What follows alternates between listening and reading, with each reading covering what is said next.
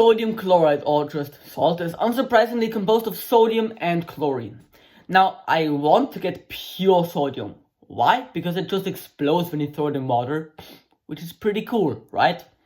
Now, the thing is, the process to doing that isn't that easy to just separate them, the chlorine and sodium, but it's also a pretty straightforward method. It isn't too complicated. So yeah, let's get into it. Yeah, by the way, disclaimer, this experiment is dangerous as fuck, so please don't do it at home. I mean, yeah, it reacts with water. Guess what? You contain water also. This gets on your skin. Guess what? It's gonna start exploding. And then the explosion is gonna create sodium hydroxide, which has a pH of 14. Yeah, it doesn't get more basic than that. Well, not basic in the sense of... It's a base, you know what I mean? So, here's the process. I take this setup that I've made. If you wonder why there's a big piece of wood in the middle, it's because the water on both sides really shouldn't mix. That wouldn't be too good. Now, the thing is, I'm going to put salt water in there, okay?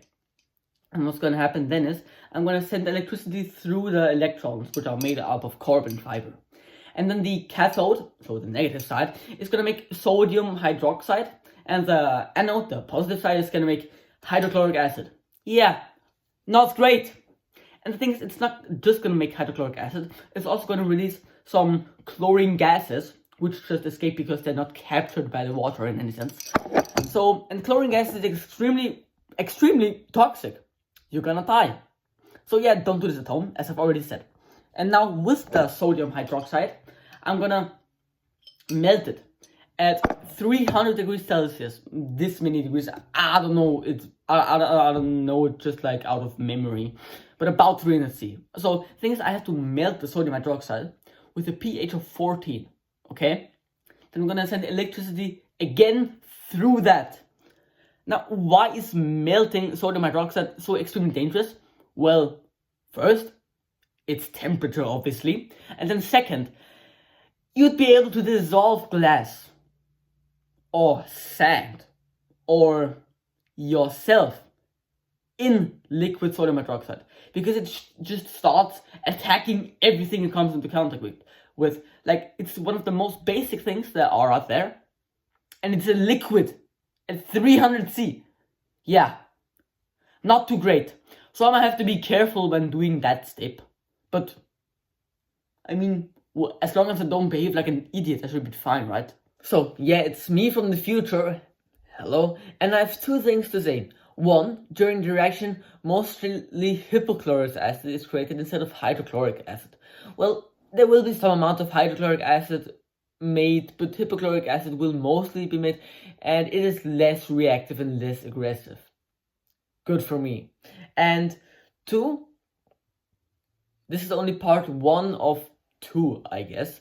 And this is just where I'm going to be producing the sodium hydroxide, and in the other part, I'm going to be making the sodium metal itself. So yeah, it's all set up now. Here's the cathode and here's the anode. So the sodium hydroxide will get made here. And yeah, the water is pretty yellow, and this is because I added some sand to further minimize the both sides mixing. Because on this side, on the anode, acids are gonna get made, and on this side, sodium hydroxide, so a base is gonna get made. And if they mix, well, they react and you ruin the product. So yeah, this is salt water, yeah, obviously. And I've decided to go with about, yeah, like 1.5 amps. So let's turn it on and see how many volts I need. Okay, I need 10 volts for 0.1 amp. Holy crap. Oh, it's starting to smoke. Oh yeah, you can really see it. Ah, you can see way better. Gases are gonna get created. And here's the anode. And now I'm gonna do a quick smell test. Okay, it doesn't smell too much like chlorine. I don't take that as a bad sign. Well, actually I should. Oh no, I'm not sure. Okay, I'm just gonna let it run for about 10 hours now.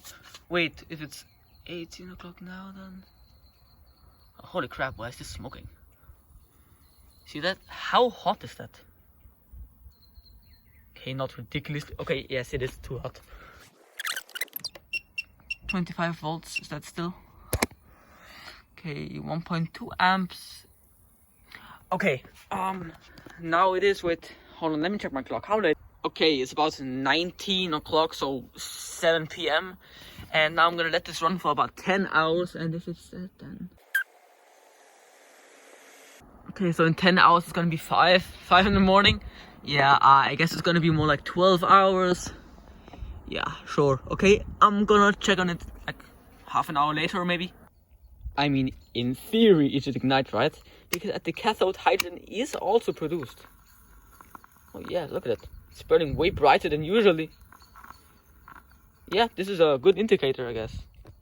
And the current also seems to be pretty stable, which is also a really good sign. Because sometimes when you do electrolysis, the current just fluctuates very much. So yeah, this is 1 hour later. One thing that's really good is that there are bubbles forming here, meaning that the chlorine is trapped, so it has more time to react with the water, forming hydrochloric acid. Now you might ask, why is it a good thing? You might, the hydrochloric acid then could, in theory, go over and react with the sodium hydroxide.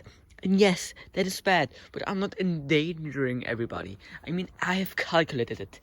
The concentrations that are made here are not that dangerous, but still, I would rather make my experiments less successful than hurt other people whose fault it just isn't is. It isn't is? Does that make sense? Anyway, the current has stayed pretty consistent, and yeah, I'm really happy that this happened. The thing is, I was certain that no one would be endangered from my experiment. Yet still, I was so paranoid and woke up in the middle of the night and checked it outside. The thing is, it had a resistance. The resistance went from about 20 ohms to actual 600 ohms.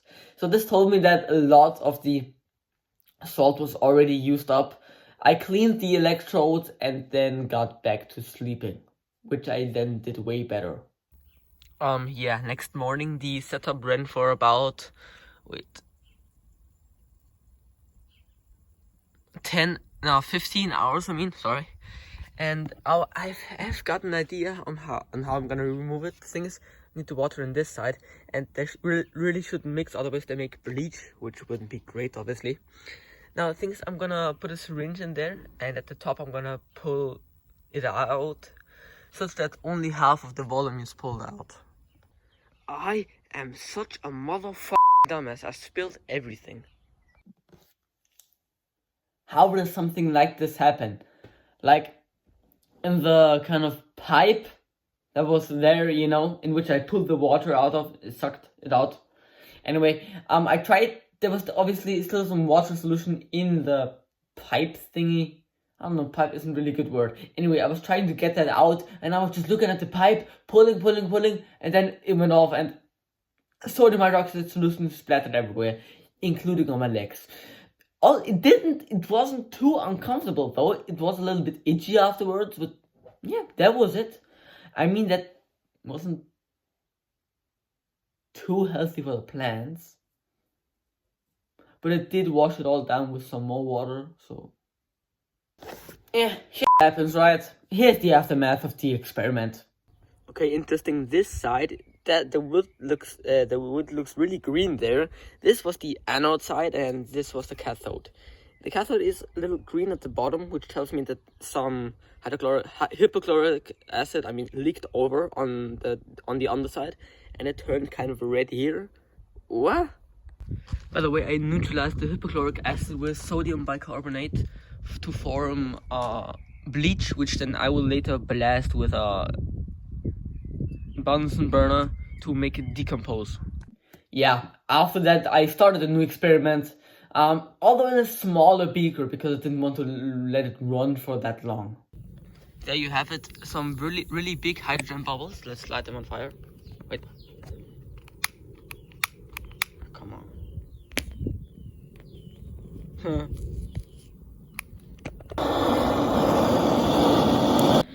So So yeah, before, by the way, the thing you can hear, oh, what the fuck?